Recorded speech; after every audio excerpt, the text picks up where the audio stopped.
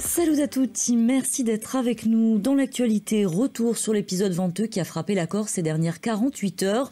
Ce dimanche, la région est enfin repassée au vert pour l'alerte vent violent, mais demeure en vigilance jaune avalanche au moins jusqu'à demain matin. Les rafales qui ont balayé l'île ont tout de même causé quelques dégâts et des perturbations, y compris sur le réseau électrique. Le détail avec Anne-Marie Leccia, Daniel Bansard et Flora Battesti. Jusqu'à tard dans la nuit, les équipes d'EDF ont travaillé d'arrache-pied pour établir le courant, comme ici, dans la région d'Ajaccio.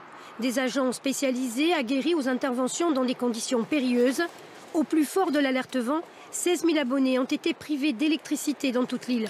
Ce matin, moins de 2000 foyers restaient encore à raccorder. Les rafales ont atteint des records, des puissances jamais égalées depuis la tempête de 1999. Un vent tourbillonnant qui a continué de souffler à plus de 120 voire 140 km à l'heure toute la journée et tard dans la soirée en Haute-Corse et sur la région bastiaise. 40 interventions ont été réalisées par les pompiers. À Bastia, un échafaudage a même menacé un temps de s'effondrer. Les lieux ont été sécurisés par le GRIMP, le groupement spécialisé des pompiers. Quelques blessés sont dénombrés, dont un homme sérieusement touché au dos, heurté par du mobilier de jardin. Il se trouve encore aujourd'hui en soins intensifs à l'hôpital de Bastia.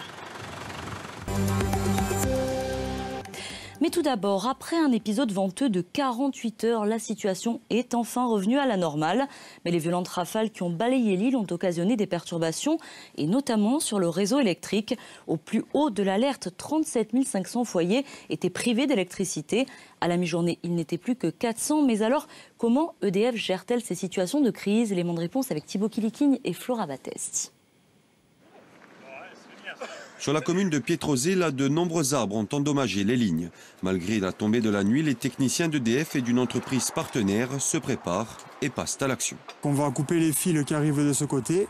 Comme il y a un arbre qui est tombé sur la ligne, on va essayer de récupérer un maximum de clients pour envoyer le jus de ce côté. Il y aura une cinquantaine de clients alimentés. Et donc on va réancrer les fils qui viennent du côté client pour que ça soit isolé. Donc voilà, c'est une intervention classique, on peut dire.